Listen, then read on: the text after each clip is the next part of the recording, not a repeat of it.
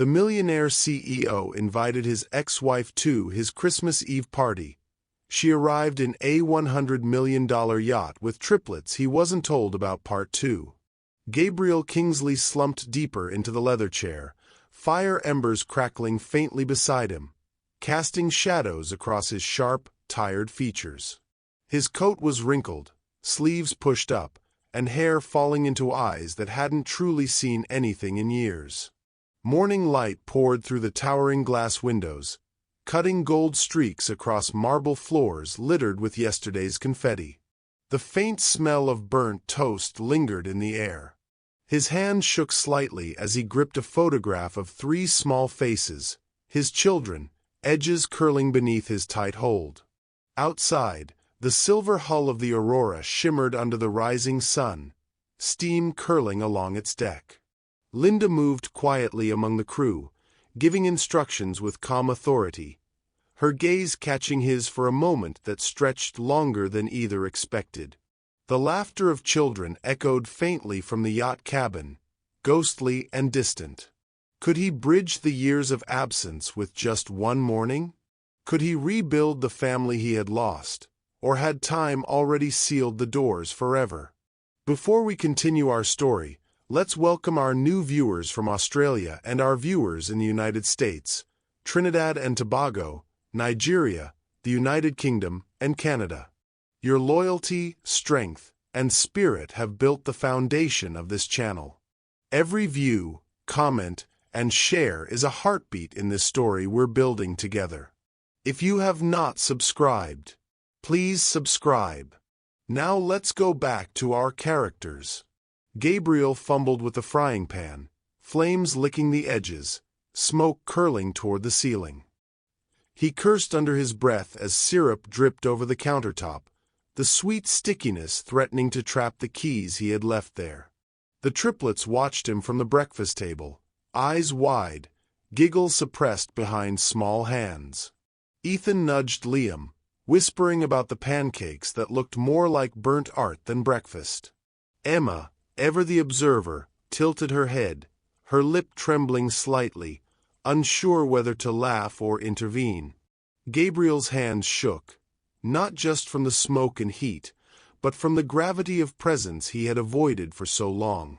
Each movement felt foreign, like learning to walk in a body that belonged to someone else. The sound of clattering dishes brought back memories of rooms he had left empty, birthdays he missed, Christmas mornings spent negotiating contracts instead of tucking in little ones.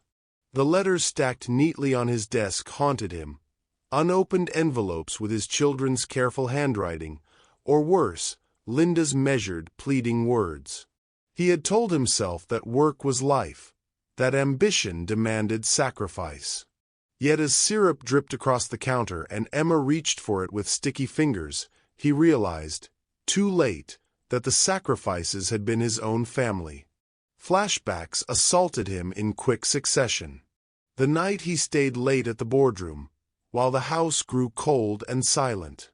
The day he postponed a daughter's recital for a merger call.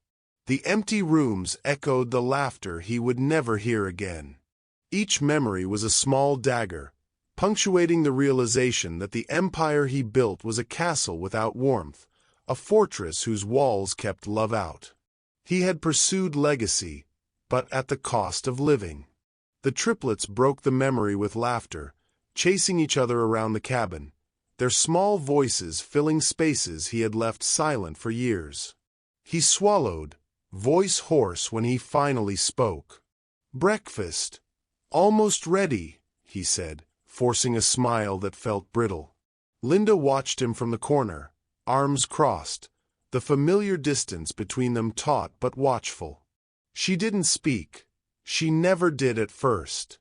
Instead, she observed, measuring the cracks in his armor as he dropped a spoon, caught it awkwardly, and laughed at himself. Even in this small domestic chaos, Gabriel felt a flicker of hope. The children's curiosity, Liam asking questions about the shipyard, Ethan pointing out the cranes, Emma tracing her finger along the edge of the photograph he had clutched that morning, was a reminder that he hadn't lost everything. Yet, Hope came paired with fear. Would his awkward attempts at connection be enough, or had the years of absence built walls too high to scale? He knelt beside the children at the table, trying to guide syrup over pancakes without making another mess. "You can't just pour it like that," he muttered, gently correcting Liam, but his touch lingered longer than it needed to. Ethan's eyes softened as Gabriel helped him drizzle carefully, Emma letting her fingers trail over the table, sticky and warm.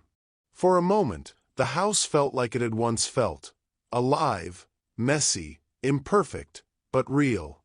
Linda's gaze flicked to him, softening imperceptibly. She noticed how he flinched at every sound, careful not to spill, careful not to hurt, careful in a way he had never been before. The man who once measured life in contracts and mergers now measured moments, tiny, fragile moments of laughter, syrup, and soft words. It was a start, but the silence of the years remained, looming like a shadow in the corners. Later, Gabriel led the children toward the balcony, pointing across the harbor where the cranes and the Aurora rested in silver light. "That's the Meridian," he said, kneeling beside them so they could see the massive ship in construction. "It sails to Tokyo next month. Maybe one day you'll visit it." Liam's voice pierced the quiet with childlike certainty. "Can we go on it, Daddy?" The word landed like sunlight breaking through a storm.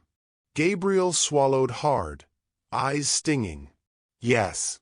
Yes, you can," he whispered, voice breaking under its own weight. He had said it.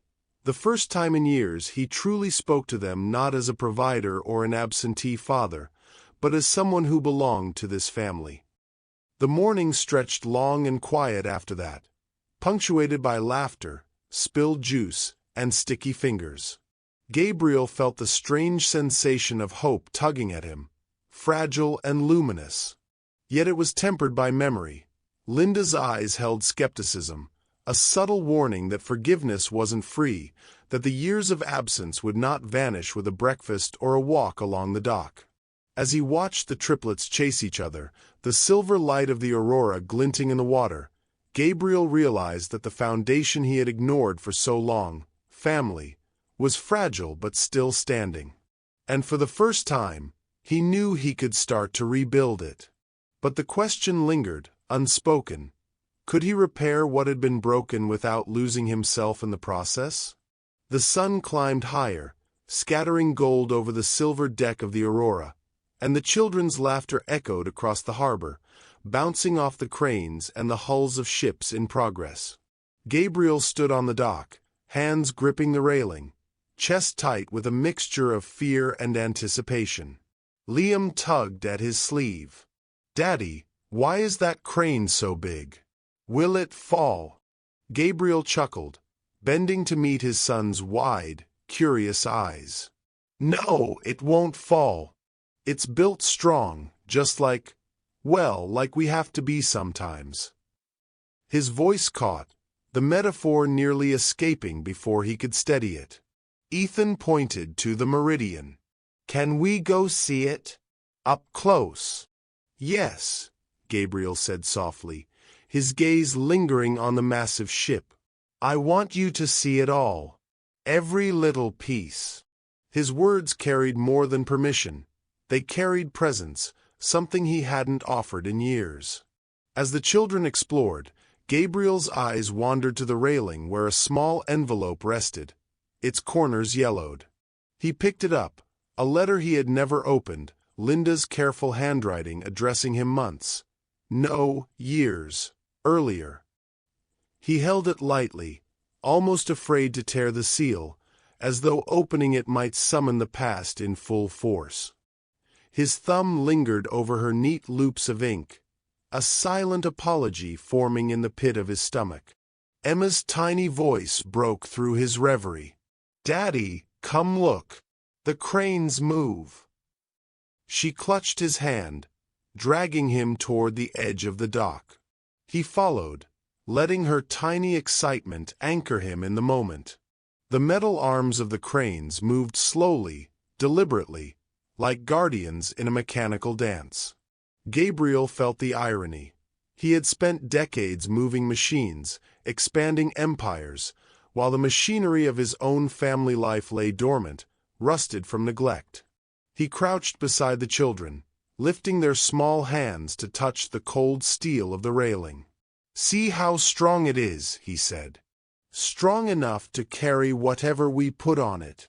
The words resonated differently now, heavy with guilt but also with hope.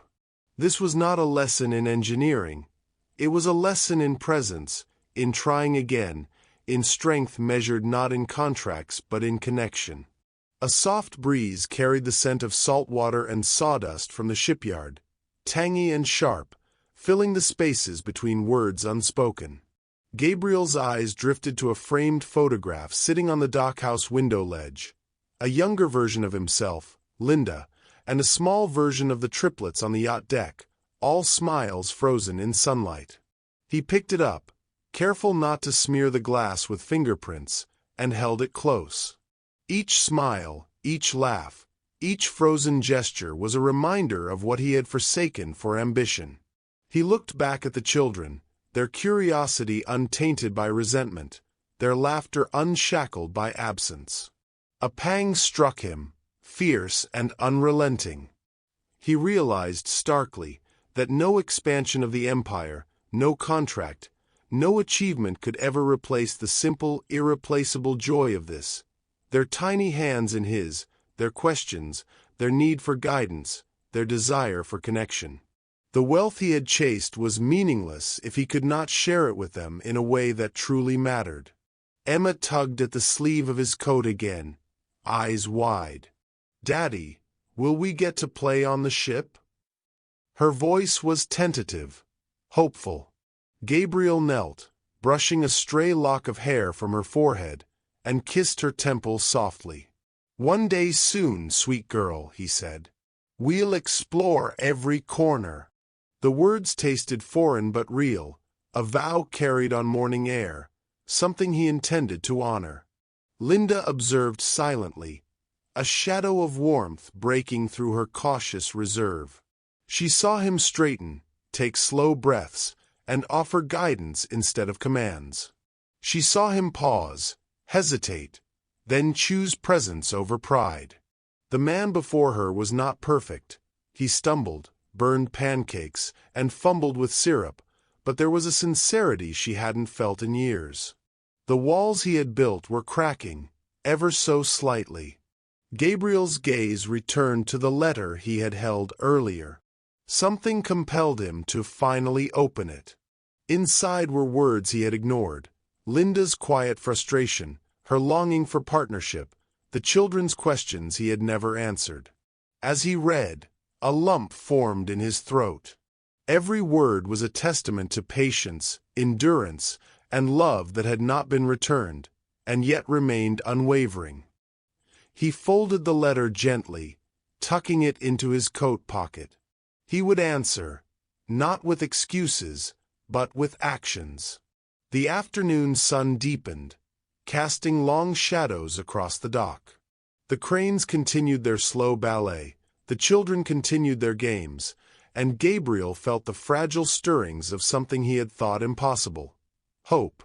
But hope was dangerous. It demanded courage, and courage meant facing both fear and failure. He had no guarantees that this renewed connection could survive the weight of lost years, but he had to try. As he guided the children back toward the yacht, he noticed a subtle tension. The triplets sensed his uncertainty even as they clung to excitement. They were innocent, yes, but perceptive, aware that this connection attempt could crumble as easily as it had been neglected. Gabriel swallowed hard, heart pounding, the letter a silent reminder against his chest. The empire could wait. The cranes could wait. But these small, fragile beings could not. As the yacht rocked gently in the harbor, sunlight glinting off its polished surfaces, Gabriel realized something startling. For the first time, he understood that legacy was not in the ships he built, nor the wealth he amassed, nor the empire he had fought to expand. It was here, in their laughter, their questions, their need for him. He felt the weight of lost years, but also a pulse of possibility. An opening, fragile but real. Yet even as he felt hope take root, doubt whispered beneath it. Would he be able to sustain it? Could he bridge years of absence without losing himself, or them, in the process? The terrace was quiet except for the gentle lapping of water against the Aurora's hull and the distant creak of the shipyard cranes. A mechanical lullaby. Moonlight spilled across the deck, painting silver streaks over the polished wood. Blankets were draped around Gabriel and Linda's shoulders, shielding them from the chill, yet unable to shield them from the weight of years unspoken. Gabriel stared at the horizon, as if searching for courage in the dark, while Linda kept her gaze steady on him, lips pressed together, holding a tide of restrained emotion. Finally she spoke, her voice calm but carrying the gravity of years. "You know, I almost didn't come tonight." She paused, watching him flinch slightly, then continued. "I thought, maybe it was too late. Maybe you didn't care." Gabriel swallowed hard, a lump forming in his throat. "I didn't know," he admitted quietly. "Not fully. If I had realized—" He stopped, words tangled in guilt. The fire of regret flickered in his eyes. "You would have sent a lawyer," Linda said softly, cutting through his hesitation. Her tone wasn't angry, just factual, sharp with truth. "You loved your empire more than anything. More than us. I tried. Gabriel. I wrote letters, I called. But your assistant said you were too busy. I stopped trying when I realized I was the only one still fighting." He looked away, jaw tight, hands clenching the blanket around him. I thought purpose meant growth, expansion, achievement. But when she asked if I was her father last night, his voice broke, a tremor catching the words. That was the first time I felt alive in years. Silence hung between them, broken only by the ocean's whisper against the hull. The moonlight reflected in Linda's eyes, catching the edges of memories she had buried carefully, showing vulnerability she rarely allowed herself. Gabriel shifted closer, the weight of absence and regret pressing down, and reached out, tentative, for her hand. She didn't withdraw. "You built the world," Linda whispered, voice almost carried away by the night wind. "But you forgot the home." Her eyes softened, scanning his face, reading for sincerity. "I don't know if I can trust you to be here now. After everything." Gabriel's hand tightened around hers, trembling slightly. "I don't want to forget anymore," he said, eyes locked on hers. "Let me try, Linda. Let me earn a place in their lives, and maybe in yours again." Her gaze faltered, searching his, caught between hope and doubt. "You can't undo the years, Gabriel. You can't erase the nights they asked about you, and I had no answer." "I know," he admitted, voice low and raw. "But maybe I can start giving them one now." The ocean seemed to hold its breath, waves barely moving, as if waiting for the answer neither dared speak aloud. Gabriel exhaled slowly, the first breath of honesty he had offered in years, feeling it settle in his chest. He glanced at the silver reflection of the moon on the water, imagining it as a bridge, a fragile, shining path that could carry him back to his family if he walked carefully. Linda finally shifted closer, letting the warmth of the blanket envelop both of them. Her hand remained in his, fingers curling around his own. For the first time in years, she saw the man beneath the empire, the man capable of vulnerability, capable of change. Her eyes lingered on his face, searching, questioning, but also, just barely, trusting. A faint laugh escaped Gabriel, nervous and unsteady. "I was so certain I had lost everything," he admitted. I thought I could build a life of success and it would fill the spaces I'd abandoned. But it's meaningless without them. Without you. Without this. He gestured to the children's sleeping quarters below deck, the harbor, the life he had almost let slip through his fingers. Linda's voice softened, almost a whisper. Maybe you're beginning to understand. He looked at her, hope and fear mingling in his eyes. I am. I want to understand. I want to show it, not just say it. Every day, if I can. The night held them in a quiet embrace, the ocean breathing gently beneath the yacht, the moonlight casting everything in a fragile silver glow. The blanketed warmth could not erase the past, nor the pain, but it offered a beginning, a space where trust might grow again, fragile and tentative.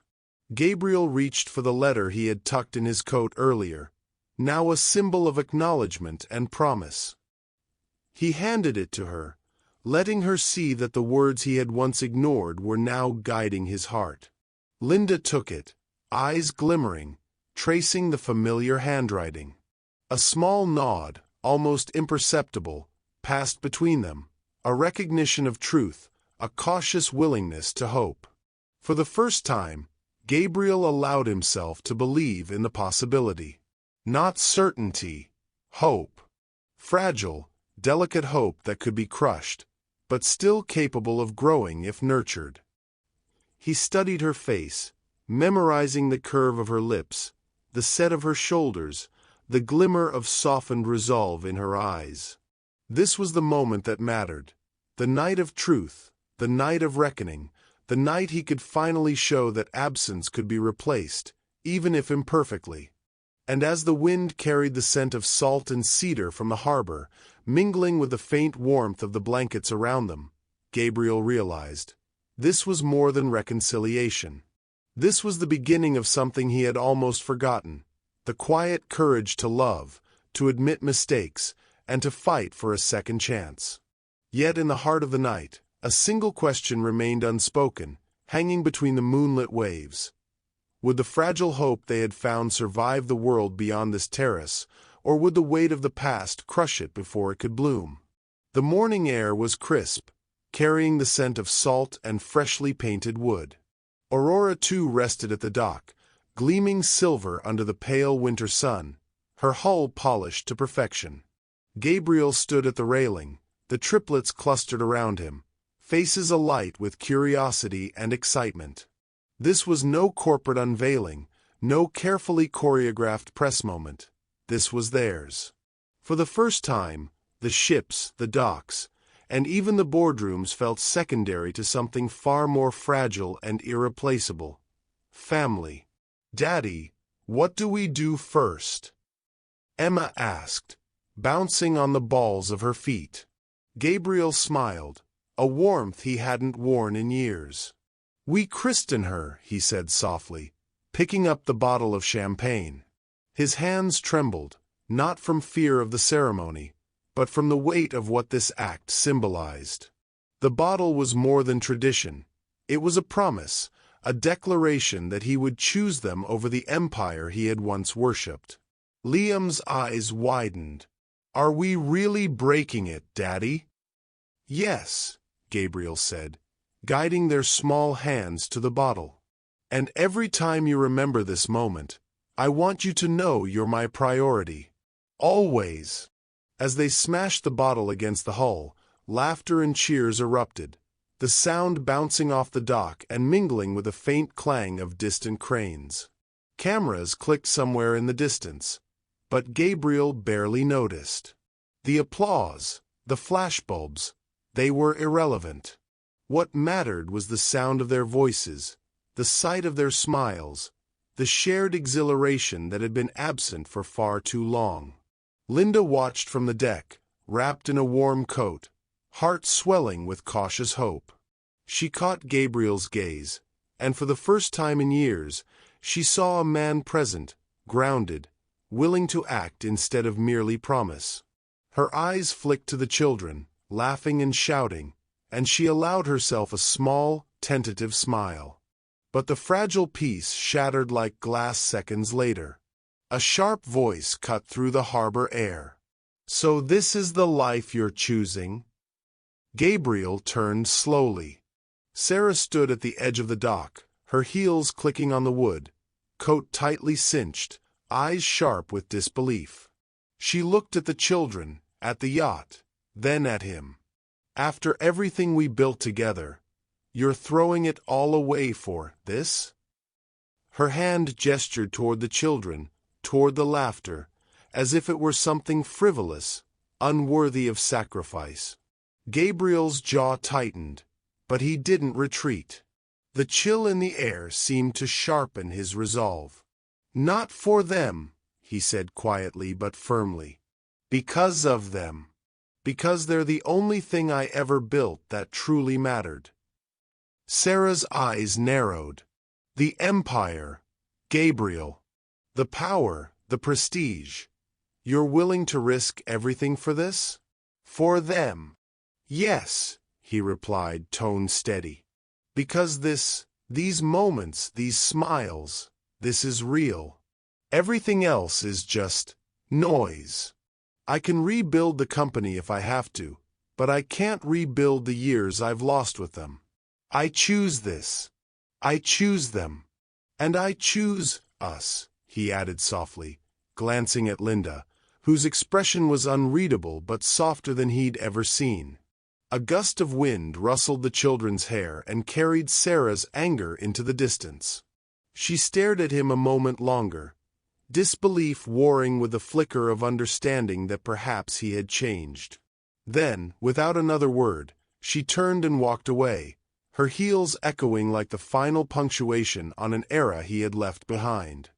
Gabriel exhaled slowly, the tension in his shoulders releasing just enough for him to bend and scoop up Emma, holding her close. "It's done," he whispered. "We've started." The children giggled, wrapping their small arms around him. Ethan leaned into his shoulder. "Daddy, I think this is the best day ever." Gabriel's gaze swept the dock, the shipyard, the harbor beyond, and he felt a weight lift from his chest. The empire, the meetings, the endless pursuit of approval, all of it paled against the laughter of his children, the tentative trust of Linda, and the fragile beginnings of a life he had almost abandoned.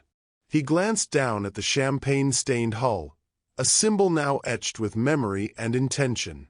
The act of breaking the bottle, simple and ceremonial, carried far more weight than any boardroom victory. It was irreversible, a commitment written not in ink, but in shared moments and newfound priorities. Linda stepped closer, her voice low, carrying both warmth and caution. "You're serious about this, aren't you? About being here?" Gabriel looked at her, eyes steady. "Every day. I don't get a second chance at the years I lost, but I can be here now. I can try to earn their trust. And yours." Her eyes softened further, a small sigh escaping her lips. "Then maybe we have a chance." The children, unaware of the complexity unfolding between the adults, continued their laughter, running along the deck, their voices mixing with a gentle slap of waves against the hull. For the first time, Gabriel allowed himself to truly see the life he could have, imperfect, messy, but profoundly real. As Aurora too swayed gently in the harbor, he felt the cold wind on his face, a reminder that the world outside their bubble remained unchanged. Yet within that bubble, the heart of his family beat strong. It was fragile, yes, but alive. And he would protect it, nurture it, and never take it for granted again. A final glance toward the horizon reminded him that storms could still come, that obstacles remained, and that change was never easy. But he was no longer running from regret. He had chosen courage over comfort, love over empire, and presence over pretense. And for the first time in a long time, Gabriel felt an unshakable clarity. Some things are worth every risk, every fight, every sleepless night. This was one of them. The harbor shimmered in silver morning light, the children's laughter echoing across the docks, and Gabriel stood, arms around them, heart open, ready for whatever came next. The dock was quiet the morning after Aurora II's christening. The silver hull glinted under a pale sun, waves lapping gently against the sides, carrying the faint scent of salt and wet wood. Snow from the previous week had begun to melt, forming small puddles that reflected shards of sunlight. Gabriel stood near the edge, coat loosely buttoned, hands resting on the railing. His chest still felt tight from yesterday's emotions, the adrenaline replaced by a hollow, lingering ache. The children ran along the deck, their boots splashing through the puddles, laughter echoing across the quiet harbor. Emma tripped over a small puddle and fell, and Gabriel's hands shot out instinctively, catching her just before she hit the wooden planks. The warmth of her small body in his arms anchored him, reminding him that the empire, the meetings, the deals, none of it had ever mattered as much as these moments. Linda stood a few steps away, arms crossed, wrapped in a thick coat. Her gaze softened as she observed Gabriel's interaction with the triplets. She wanted to speak, to caution, to remind him that change wasn't easy, that old habits died slowly, but she held back. The silence between them was filled with unspoken acknowledgement. Yesterday had been different. For the first time, she had seen him present, entirely focused on what truly mattered. Gabriel's eyes followed the children as they chased one another, boots clattering, voices rising and falling like a song he hadn't heard in years. A sharp pang hit him, guilt mixed with awe. He had missed birthdays, first steps, scraped knees, quiet bedtime confessions. He had been absent in ways that no apology could erase, yet here he was, holding a small thread of connection he hadn't thought possible. He crouched to adjust Liam's scarf, noticing the little fingers clutching his coat. "You ready for breakfast?" he asked, voice low but gentle. The boy nodded enthusiastically. In the quiet aftermath of yesterday's turning point, these small routines, the spilled juice, burnt pancakes, and laughter, felt monumental. Every awkward step toward normalcy was a victory, yet it reminded him of the years lost. Walking to the ship's cabin, Gabriel felt the weight of solitude he had carried for so long. The halls were empty but for the distant sound of his children's voices, and the silence felt both comforting and painfully honest. The empire outside these walls had once defined him. Now it felt hollow. What he had chased so relentlessly, the wealth, the power, the prestige, had never been enough. The real work, the true challenge, was here, nurturing trust, rebuilding relationships, and learning to be present. Linda followed silently, noting the subtle changes. His shoulders were less rigid, his movements slower, deliberate, unhurried. He noticed the small details, the messes, the laughter, and didn't flinch. This was a man no longer running from the consequences of absence, but facing them with quiet determination. Her heart softened further, though she didn't dare speak the words aloud. Change was fragile, and she wanted to see if it could endure. As the children devoured a breakfast Gabriel had attempted, burnt toast and lumpy pancakes, they laughed at his awkward attempts to pour syrup evenly. Gabriel smiled, genuinely, watching syrup drip from a spatula onto the floor. Each giggle, each scold for spilled juice, each moment of chaotic joy felt like a small victory, a thread stitching together what had once been broken. After breakfast, he walked the children to the balcony overlooking the harbor. Aurora too sat proud in the still water, her hull reflecting the rising sun. "See that?" he asked, pointing. "That's our start. Not the ships, not the deals. This is where it begins." Liam's eyes widened. "Really, Daddy?" "Yes," Gabriel said, kneeling beside him. This is ours. The children hugged him, holding tight, and in that instant, he felt a warmth he hadn't known in decades. The enormity of what he had lost, the years, the moments, the memories, pressed against him, but so did the possibility of redemption. Later, standing apart for a moment, Gabriel closed his eyes and took a deep breath. The wind brushed his face, carrying the distant sounds of harbor work and the soft laughter of children. He allowed himself a quiet reflection. He could not undo the past, could not reclaim the years, but he could choose presence now. He could be a father, a partner, a man willing to face the emotional truths he had long evaded. Linda's voice broke through his reverie. "You look different," she said softly. He opened his eyes to see her watching him, a tentative curiosity in her gaze. "I have a lot to make up for," he admitted, tone steady. "But I want to be here now. Fully. For them. And for you." Her lips curved slightly, a fragile smile that suggested hope but guarded against disappointment. "Then maybe we start small," she said. "Step by step. Let's see if this lasts." Gabriel nodded, taking her hand briefly before turning his attention to the children, who were already planning the next adventure along the deck. The dock, the harbor, and the estate beyond felt alive with possibility, a stage for new beginnings, rather than echoes of past failures. And for the first time in years, Gabriel allowed himself to believe that he could belong, not to the empire he had built, but to the family he had almost lost. The aftermath was quiet, imperfect, but profoundly real. He had survived the storm of regret, and now he faced the delicate, beautiful challenge of rebuilding trust, one shared moment at a time. The morning light was softer now, a pale gold filtering through the tall windows of the Kingsley estate. Gabriel moved slowly through the quiet halls, each step echoing against the marble floors. The house, still smelling faintly of pine and melted snow, held memories of laughter and absence alike. On a side table, a small stack of envelopes caught his eye, letters Linda had written years ago but had never been delivered.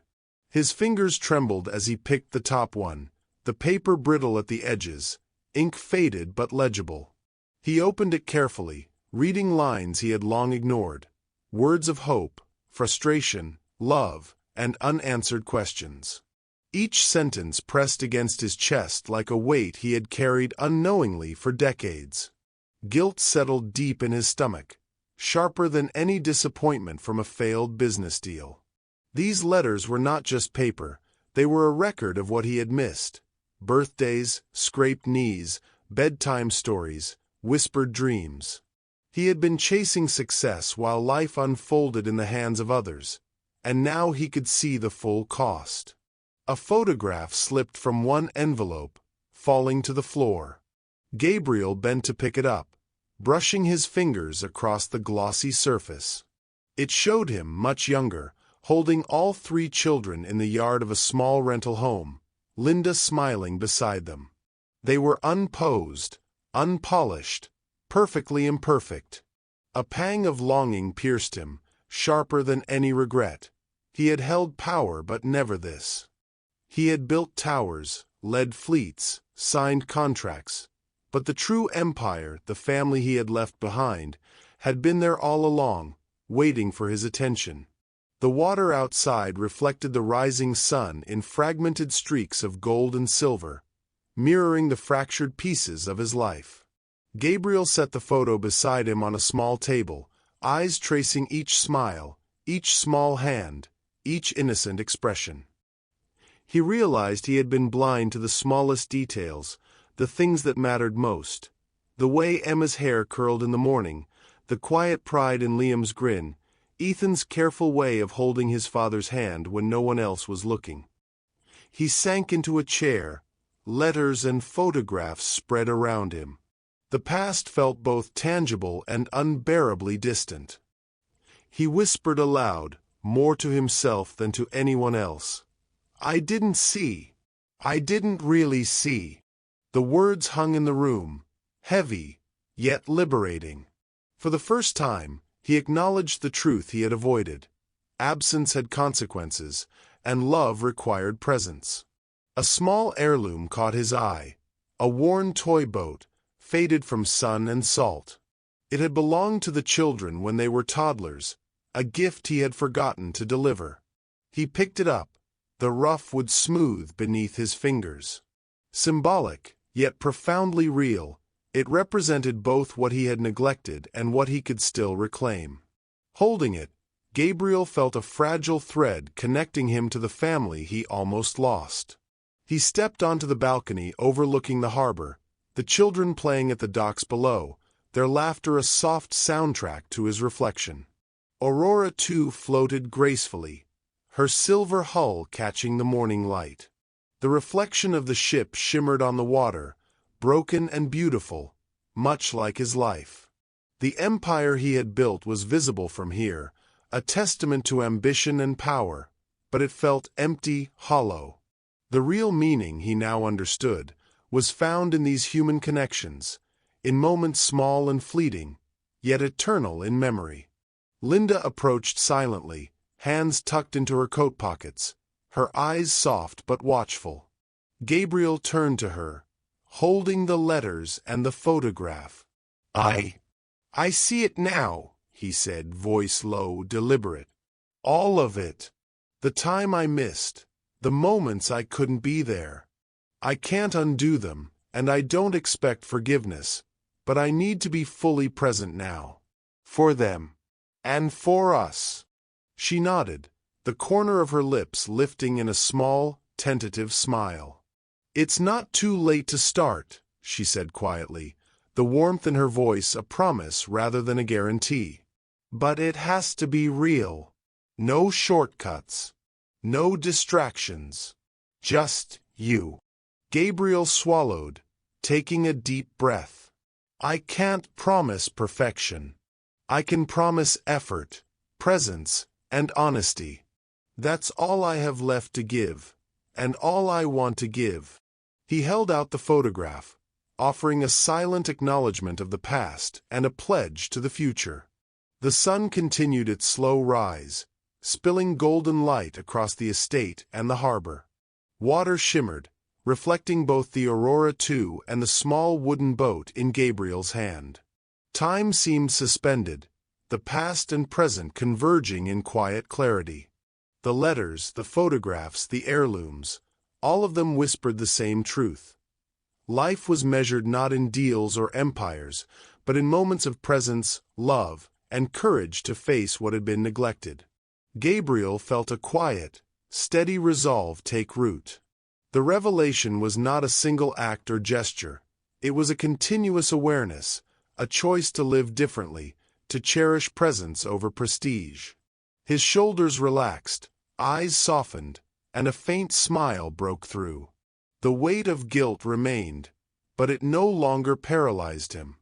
Instead, it guided him forward, illuminating the path he needed to follow, toward family, love, and redemption. He watched the children, saw them laughing and stumbling, and felt a rare surge of hope. For the first time, he understood the truth he had avoided for years. Legacy was not what you built in steel or money, it was what you nurtured in the hearts around you. And perhaps, finally, he could build something unbreakable. The morning air carried a crispness that hinted at spring's arrival. Gabriel stepped into the garden, the soft crunch of melting frost beneath his shoes grounding him in the present. The triplets ran toward him, their laughter bright and untamed, carrying the kind of joy that only comes from feeling truly seen. Gabriel knelt, arms wide, letting each child tumble into his embrace. For a long moment, nothing existed beyond this. The warmth of their bodies, the smell of wet grass, the pure, unguarded delight of reunion. Breakfast had become a ritual, not a chore. Gabriel fumbled with pancake batter, flour dusting his coat, while the children laughed at his clumsy attempts. He listened closely, learning their small preferences. Ethan liked extra syrup, Liam always stirred his coffee with care. Emma hummed a tune before eating. Each discovery was a revelation, a map of connection he had long ignored. The empire he had built no longer defined him. These moments did. Afternoons were for stories. Gabriel sat cross-legged on the floor, Emma curled beside him, listening intently as he improvised fairy tales and adventures. Sometimes the stories failed. He mixed names, misplaced plots, but the laughter and eager eyes made the mistakes irrelevant. Linda observed quietly from the doorway, seeing the man who had once measured life in contracts now measuring it in moments. Small victories, fleeting smiles, and the tender weight of trust regained. One afternoon, a puddle lingered near the garden gate from recent rain. Gabriel and the children folded small paper boats, setting them afloat. He watched them drift, tipped by ripples, yet never sinking, their fragile forms holding steady. The children squealed as each boat hit the water, chasing them with sticks, eyes gleaming. Gabriel realized the simple metaphor. Like these boats, their family life might be delicate, easily disturbed, yet capable of floating if carefully nurtured. Evenings became a tapestry of ordinary magic. Gabriel tucked the children into bed, listening to their whispered confessions, their silly questions, and the small worries they had carried alone for years. He answered as best he could, honestly, and sometimes just held them until sleep arrived. In those quiet moments, he felt the weight of past absence, but also the depth of present connection. Every story read, every hand held, every laugh shared, rebuilt what had been broken. Linda joined them in small ways, sometimes to guide, sometimes to witness, but she allowed Gabriel to take the lead, watching with a mixture of relief and caution. His sincerity was tangible, his patience real. She saw him pause to notice a crooked picture frame the children had hung, to laugh at a spilled cup, to stay when the night grew long. The transformation was slow, imperfect, but undeniably true. One afternoon, Gabriel and Emma stood by a puddle, folding another boat together.